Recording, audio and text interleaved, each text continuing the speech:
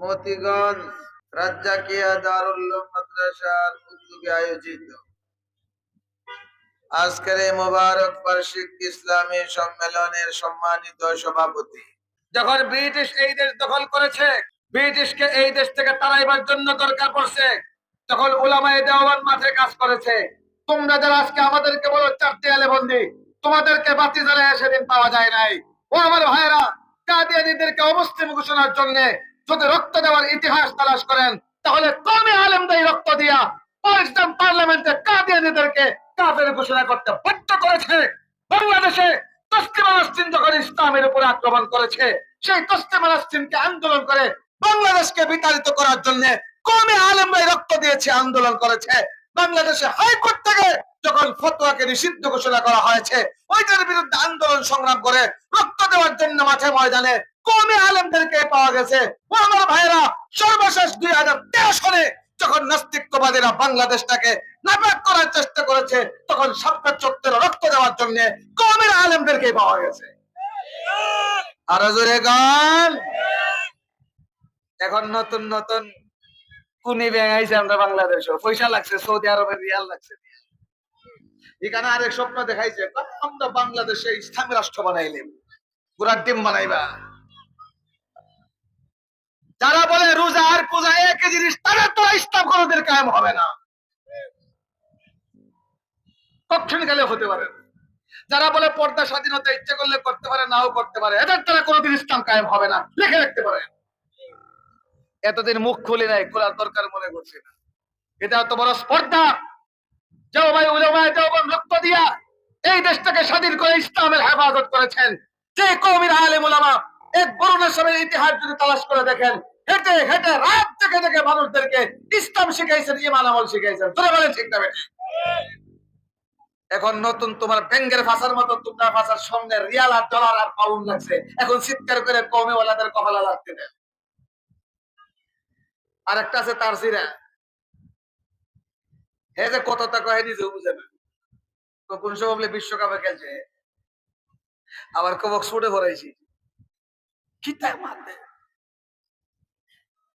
এটা আবার কয়দিন আগে হুমকি দিছে, সারা বাংলাদেশে যত মসজিদে ধরছে না জামি পড়ার কওমির আলেম আছে, সবাইকে ঘাড় ধাক্কা দিয়ে বের করে দিতে হবে। বাবা রে বাবা।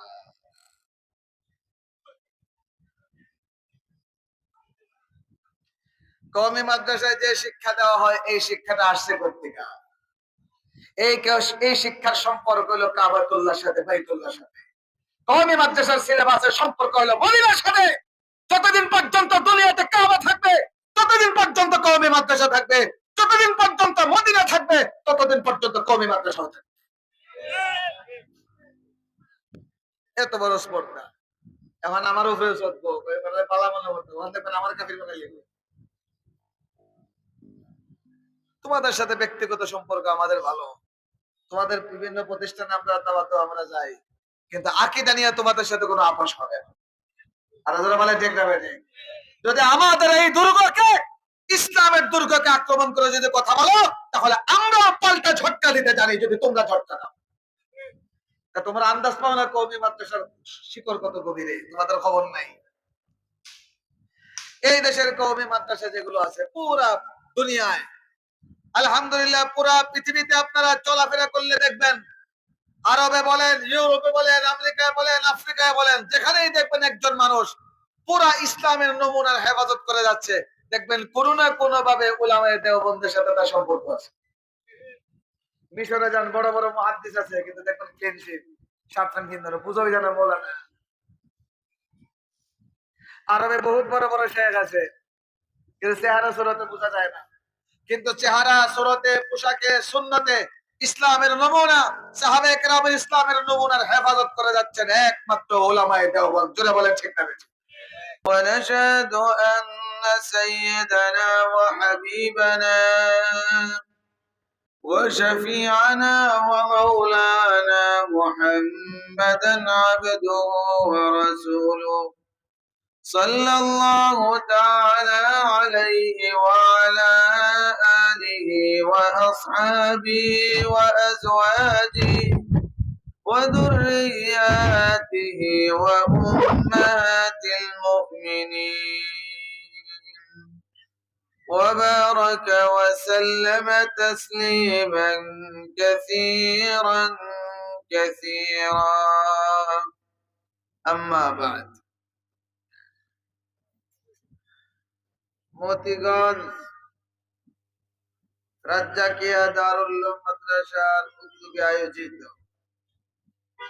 আজকের এই মোবারক বার্ষিক ইসলামী সম্মেলনের সম্মানিত সভাপতি, উপস্থিত উলামায়ে কিরাম, দিন দরদি ভাইয়েরা, আল্লাহ পাক রব্বুল আলামিন মহব্বত করে ভালোবেসে আমাদেরকে এখানে একত্রিত হওয়ার তৌফিক দিয়েছেন, বলেন আলহামদুলিল্লাহ। আমি শারীরিক ভাবে কিছুটা অসুস্থ, কিন্তু এটা মহব্বতের জায়গা, ভালোবাসার জায়গা, তাআল্লুকের জায়গা, আসতে হয়। দীর্ঘ সময় কথা বলার মতো আমার গলার ক্যাপাসিটি নেই। আরেকজন বড় বক্তা আছেন, বয়সে আমাদের ছোট, কিন্তু অনেক ভালো আলেম, মুহাদ্দিস। আপনাদের এখানে মনে হয় নতুন, কিন্তু অনেক ভালো। আব্দুল মালিক সাহেব দামাত বারাকাতুহু বাইতুল মুকাররমের খতিবুনা শাগরিদ, অলিপুরি সাহেবের মাদ্রাসার বুখারী পড়ায়। যে বুখারী পড়ায় আর অলিপুরি সাহেবের মতো মাদ্রাসার ছোট মোটো আলিম নেই। শুনছি উনি আছেন, উনি আপনাদেরকে বয়ান শোনাবেন। ওনার দায়িত্বে যিনি আছেন খেদমতের, ওনারা রেডি করে লইয়া আইন। আমি একেবারেই অল্প কথা বলবো।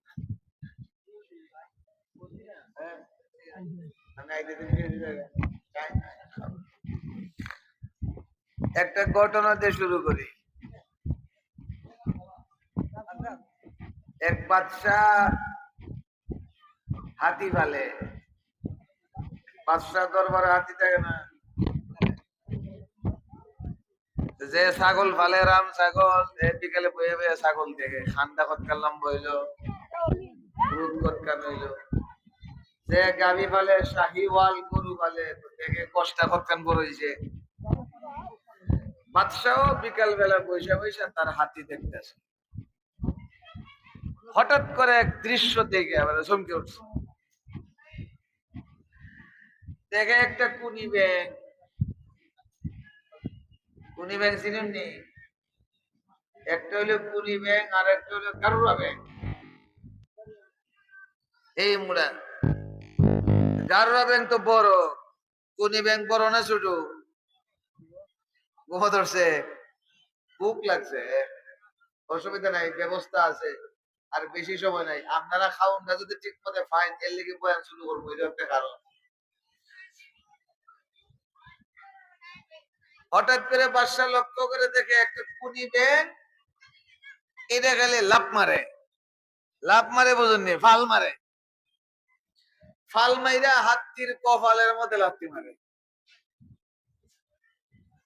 এটা আশ্চর্য ঘটনা না? ব্যাং কত বড়! ব্যাং যদি হাতির পাওয়ার তলে পড়ে, ব্যাং পাওয়া যাবে না, কই যাব? ফিনিশ, ফিনিশ হয়ে যাব। এখন বাদশা চিন্তায় পড়ে গেলে, ব্যাঙের এত সাহস হলে করতে গিয়া, এত ব্যাং, তার এত বড় সাহস কেমনে হলো যে হাতির কপালে লাথি মারে? আশা করে চিন্তা করে নিশ্চয়ই কোন রহস্য এর ভিতরে আছে। ব্যাঙের হাতির কপালে, এত হাতির ফাবার নিচে দূরের কথা, হাতির খানের বাড়ি যদি খাতির তুই শেষ। এখন বাদশাহ তত্ত্ববিদ খবর দিছে, তাত্ত্বিক লোক, তারা তত্ত্ব তালার গবেষণা করে। মন্ত্রী পরিষদের একজন গবেষক খবর দিছে, দেখছে রহস্য উদ্ঘাটন করতে হবে, ব্যাঙ কেন হাতির কপালে লাথি দেয়, রহস্য বের করো। আপনার রহস্য বের করতে পারবো, কিন্তু আপনার আরেকটা অনুমতির দরকার। কি অনুমতি কও?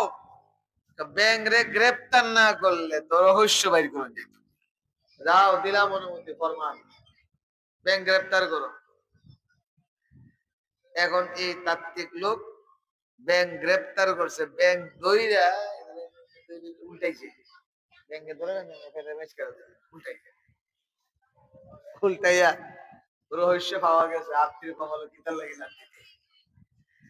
এই বেচারা দেখে ব্যাংক উল্টায় দেখে ব্যাংকের নিতম্বন নিছে। নিতম্ব অনেকে গ্রামে না বোঝে, ভাষা। ব্যাংকের ভাষার মধ্যে স্বর্ণের একটা পয়সা লাগে। আরে বুঝে না রে, মতিগঞ্জের ব্যাংকে কেন পয়সা? কারণ হে তো সামান্য ব্যাংক, এখন তার পয়সার মধ্যে যে স্বর্ণের পয়সা লাগছে, এখন উস ঘুষ নাই, লাত্তি যে পুনানো দিব উস নাই, এখন ফারছে আত্মীর কপালও লাত্তি। কিন্তু হের মাথার ধরে না যে হাত্তির পায়ের নিচে পরে তার অবস্থাটা কি। গেলে এখন আমার পাশায় এখন স্বর্ণের পয়সা, হাতির কপালে লাত্তি। আমরা বাংলাদেশে এরকম কিছু কুনি ব্যাংক এখন মাইকো বইয়া বইয়া কথা কয় না, কিছু কুনি ব্যাংক বাংলাদেশ, এরা ফাঁসা তখন পয়সা লাগছে। আরবের পয়সা স্বপ্ন দেখায় আমরা শান্তি কায়েম করে লিব দেশ। বিদেশ থেকে, লন্ডন থেকে, সৌদি আরব থেকে, বিভিন্ন স্থান থেকে পয়সা লাগছে ফাসাদ। এখন যে কওমে দেওবন্দের সিলসিলার উলামায়ে কেরাম সেই ব্রিটিশ আমল থেকে নিয়ে শত বছর ধরে এই বাংলার জমিনে, ভারতীয় উপমহাদেশে, গোটা বিশ্বে মানুষদেরকে দ্বীন ইসলামের হেফাজত করে যাচ্ছেন। এখন আমরা কয় আত্মীর কপালে লাগতে দেখে কওমি মোল্লারা চার দেয়ালে বন্দি থাকে, দুনিয়ার কিচ্ছু বুঝে না। বুঝুন নি কিছু আপনারা?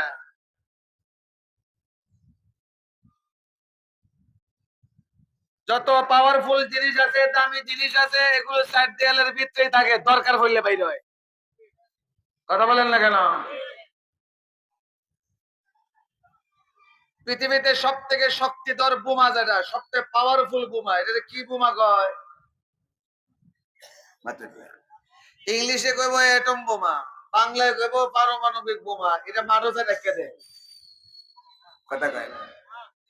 যেই উপাদান দিয়ে পারমাণবিক বোমা বানায়, মেইন যে জ্বালানি, এটা ইউরেনিয়াম।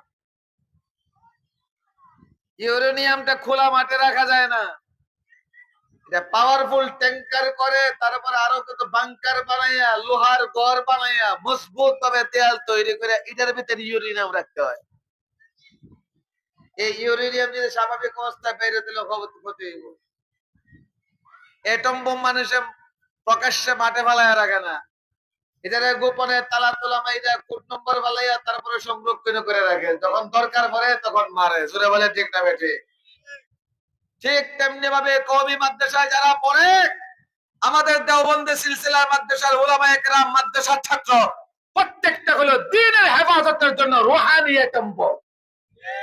আরো জোরে গান। এই জন্যই যখন ব্রিটিশ এই দেশ দখল করেছে, ব্রিটিশকে এই দেশ থেকে তাড়াইবার জন্য দরকার পড়ছে, তখন উলামায়ে দেওবন্দ মাঠে কাজ করেছে। তোমরা যারা আজকে আমাদেরকে বলো চার দেয়ালে বন্দি, তোমাদেরকে বাতি জ্বালায় সেদিন পাওয়া যায় নাই। ও আমার ভাইয়েরা, কাদিয়ানীদেরকে অমুসলিম ঘোষণার জন্য যদি রক্ত দেওয়ার ইতিহাস তালাশ করেন, তাহলে কওমি আলেমদের রক্ত দিয়া পাকিস্তান পার্লামেন্টে কাদিয়ানীদেরকে কাফের ঘোষণা করতে বাধ্য করেছে। বাংলাদেশে তসলিমা নাসরিন যখন ইসলামের উপরে আক্রমণ করেছে, সেই তসলিমা নাসরিনকে আন্দোলন করে বাংলাদেশকে বিতাড়িত করার জন্য কওমি আলেমরাই রক্ত দিয়েছে, আন্দোলন করেছে। বাংলাদেশে হাইকোর্ট থেকে যখন ফতোয়াকে নিষিদ্ধ ঘোষণা করা হয়েছে, ওইটার বিরুদ্ধে আন্দোলন সংগ্রাম করে রক্ত দেওয়ার জন্য মাঠে ময়দানে কওমি আলেমদেরকে পাওয়া গেছে। ও আমার ভাইয়েরা, সর্বশেষ 2013 সালে যখন নাস্তিকবাদীরা বাংলাদেশটাকে নাপাক করার চেষ্টা করেছে, তখন সাপ্তাহ চত্বরে রক্ত দেওয়ার জন্য কওমি আলেমদেরকে পাওয়া গেছে। আরো জোরে গান। এখন নতুন নতুন কুনি ব্যাংক আইছে আমরা বাংলাদেশে, পয়সা লাগছে, সৌদি আরবের রিয়াল লাগছে। এখানে আরেক স্বপ্ন দেখাইছে, আমরা বাংলাদেশে ইসলামী রাষ্ট্র বানাইলাম, পুরা টিম বানাইবা। যারা বলে রোজা আর পূজা একই জিনিস, তারা তো ইসলাম কোনদিন কায়েম হবে না, কখন গেলে হতে পারে। যারা বলে পর্দা স্বাধীনতা, ইচ্ছা করলে করতে পারে, নাও করতে পারে, এদের দ্বারা কোনদিন ইসলাম কায়েম হবে না, লিখে রাখতে পারে। এতদিন মুখ খুলে নাই, খোলার দরকার মনে করছে না। এটা এত বড় স্পর্ধা। যাও ভাই, উলামায়ে দেওবন্দ রক্ত দিয়া এই দেশটাকে স্বাধীন করে ইসলামের হেফাজত করেছেন। যে কওমির আলেম উলামা এক বরুণা সময়ের ইতিহাস যদি তালাশ করে দেখেন, হেঁটে হেঁটে রাত থেকে থেকে মানুষদেরকে ইসলাম শিখাইছেন, ইমান আমল শিখাইছেন। তোরা বলেন ঠিক না বেঠিক? এখন নতুন তোমার ব্যাংকের ভাষার মতো তোমরা ভাষার সঙ্গে রিয়াল আর ডলার আর পাউন্ড লাগছে, এখন চিৎকার করে কওমিওয়ালাদের কপালে লাগতে দেয়। আর একটা আছে তার সিরা, হে যে কত টাকা হয় নিজেও বুঝে না। কোন সময় বলে বিশ্বকাপে খেলছে, আবার কবক ছুটে পড়াইছি কি তাই মারবে। এটা আবার কয়দিন আগে হুমকি দিছে, সারা বাংলাদেশে যত মসজিদে ধরছে না জামি পড়ার কওমির আলেম আছে সবাইকে ঘাট ধাক্কা দিয়ে বের করে দিতে হবে। বাবা রে বাবা।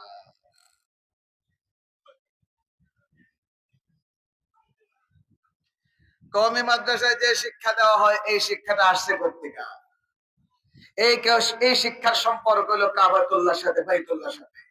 কওমি মাদ্রাসার সিলেবাসের সম্পর্ক হলো মদিনার সাথে। যতদিন পর্যন্ত দুনিয়াতে কাবা থাকবে ততদিন পর্যন্ত কওমি মাদ্রাসা থাকবে, যতদিন পর্যন্ত মদিনা থাকবে ততদিন পর্যন্ত কওমি মাদ্রাসা থাকবে। এত বড় স্পর্ধা। এখন আমার উপরে চলবো পালা মনে করতো আমার কাফির বানাই লিখবে। তোমাদের সাথে ব্যক্তিগত সম্পর্ক আমাদের ভালো, তোমাদের বিভিন্ন প্রতিষ্ঠানে আমরা যাই, কিন্তু আকীদা নিয়ে তোমাদের সাথে কোনো আপোষ হবে না। আর যারা বলে ঠিক না বেঠিক? যদি আমাদের এই দুর্গকে, ইসলামের দুর্গকে আক্রমণ করে যদি কথা বলো, তাহলে আমরা পাল্টা ঝটকা দিতে জানি, যদি তোমরা ঝটকা দাও। তোমরা আন্দাজ পাও না কওমি মাদ্রাসার শিকড় কত গভীরে, তোমাদের খবর নাই। এই দেশের কওমি মাদ্রাসা যেগুলো আছে পুরা দুনিয়ায়, আলহামদুলিল্লাহ পুরা পৃথিবীতে আপনারা চলাফেরা করলে দেখবেন, আরবে বলেন, ইউরোপে বলেন, আমেরিকায় বলেন, আফ্রিকায় বলেন, যেখানেই দেখবেন একজন মানুষ পুরা ইসলামের নমুনার হেফাজত করে যাচ্ছে, দেখবেন কোনো না কোনো ভাবে উলামায়ে দেওবন্দের সাথে তার সম্পর্ক আছে। মিশরে যান, বড় বড় মুহাদ্দিস আছে, কিন্তু দেখবেন ক্লিন শিট, সাবধান কিন্তু বুঝাই জানা বলে না। আরবে বহুত বড় বড় শেখ আছে, কিন্তু চেহারা সুরতে বোঝা যায় না। কিন্তু চেহারা সুরতে, পোশাকে, সুন্নতে ইসলামের নমুনা, সাহাবায়ে কেরামের ইসলামের নমুনার হেফাজত করে যাচ্ছেন একমাত্র উলামায়ে দেওবন্দ। জোরে বলেন ঠিক না বেঠিক? কারণ উলামায়ে দেওবন্দ যে সিলেবাসে পড়ান এটা হলো মদিনাওয়ালার সিলেবাস, আল্লাহর রাসূলের সিলেবাস। যেই সিলেবাস আল্লাহ রাসূলকে দিয়েছেন, যেই সিলেবাসটা হযরত ইব্রাহিম আলাইহিস সালাম আল্লাহর কাছে দোয়া করে মঞ্জুর করেছে। কে মঞ্জুর করেছে? ইব্রাহিম আলাইহিস সালাম।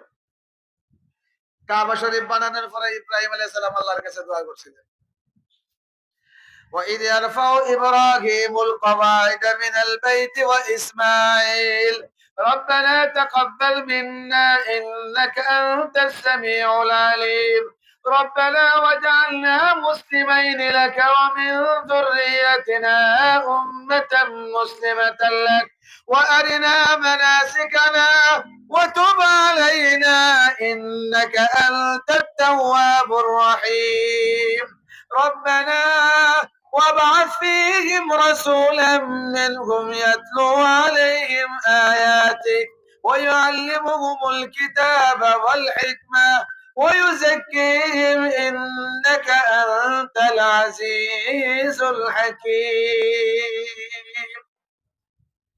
ইব্রাহিম আলাইহিস সালাম কাবা শরীফ নির্মাণ করার পরে আল্লাহর কাছে দোয়া করছেন, আল্লাহ কাবা তো বানাইলাম, তুমি কবুল করো, আমারে মুসলমান হিসাবে কবুল করো, আমার সন্তানাদেরও মুসলমান বানাও। আরেকটা দোয়া করছেন, আল্লাহ এই কাবা যদি আবাদ রাখতে হয়, কিয়ামত পর্যন্ত যদি দুনিয়াতে তোমার নাম উচ্চারণ করতে হয়, তাহলে এই মক্কা নগরীতে তুমি এমন একজন রাসূল পাঠাও যে রাসূলের ডিউটি হবে মানুষদেরকে কিতাবুল্লাহ, তোমার কিতাব কোরআন শিক্ষা দেবেন এবং হাদিস শিক্ষা দিবেন এবং তাদের অন্তরকে গুনাহ থেকে পবিত্র করবেন। এই তিন ডিউটি দিয়ে একজন রাসূল মক্কায় পাঠাও। ইব্রাহিম আলাইহিস সালাম দোয়াটা করছেন কাবা শরীফের সামনে দাঁড়াইয়া। কাবার সামনে দাঁড়াইয়া দোয়া করলে কবুল হয়নি? না তো না। আপনারা বিশ্বাস হয় না? আবু জাহেল বিশ্বাস করতো কাবার সামনে দাঁড়ায় দোয়া করলে যে দোয়া কবুল হয়, এটা উতবা বিশ্বাস করতো, সাইবা বিশ্বাস করতো, আর আপনার বুঝি বিশ্বাসে দুর্বল। জোরে জবাব দেন, কাবার সামনে দাঁড়ায় দোয়া করলে দোয়া কবুল হয়নি? হাদিস শরীফে আছে যে প্রথম কাবা শরীফ জীবনের প্রথম,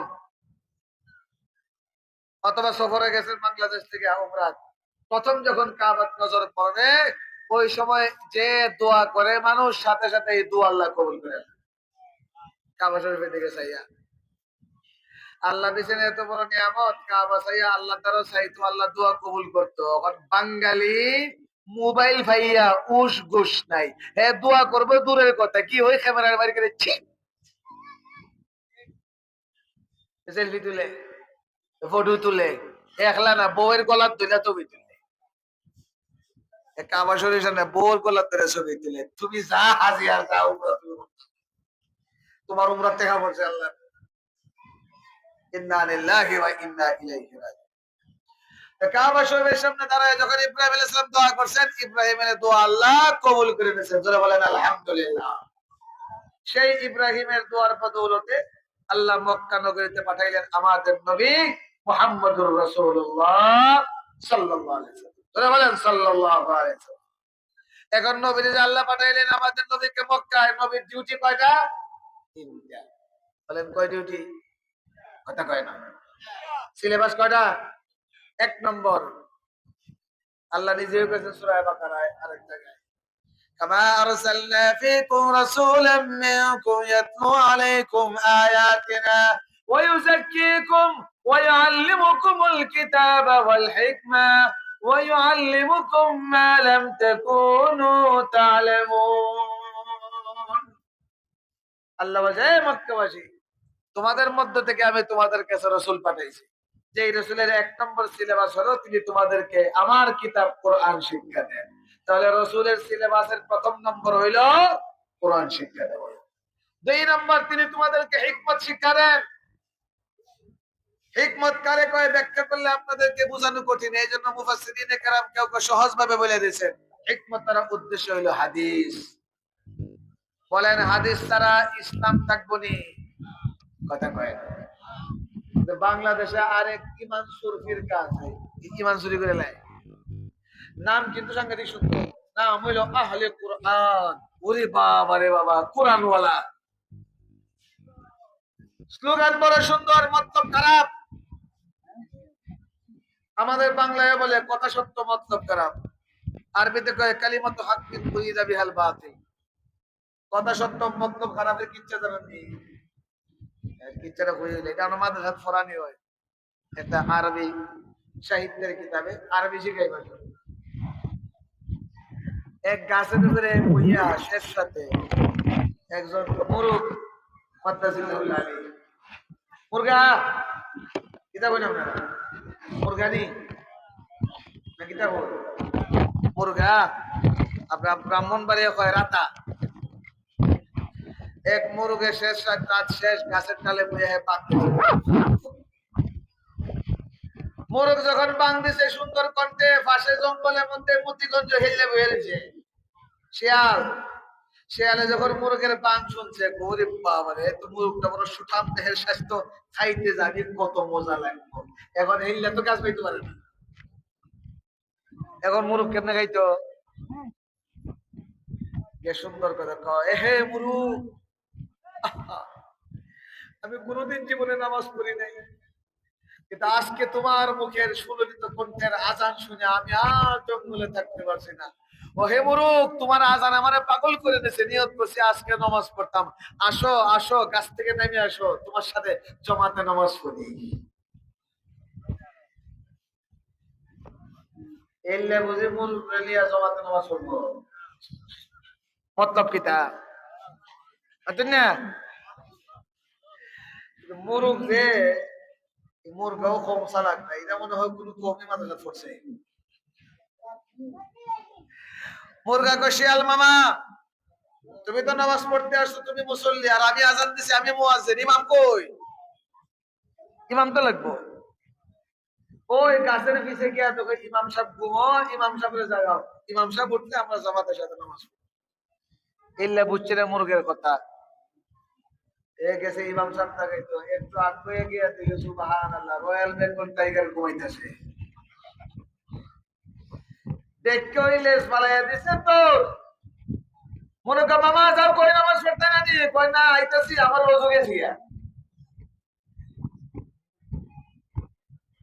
সে আলে যে কইছিল নামাজ পড়তে, এর মতলব কিটা? স্লোগান তো বড় সুন্দর, নামাজ পড়বো।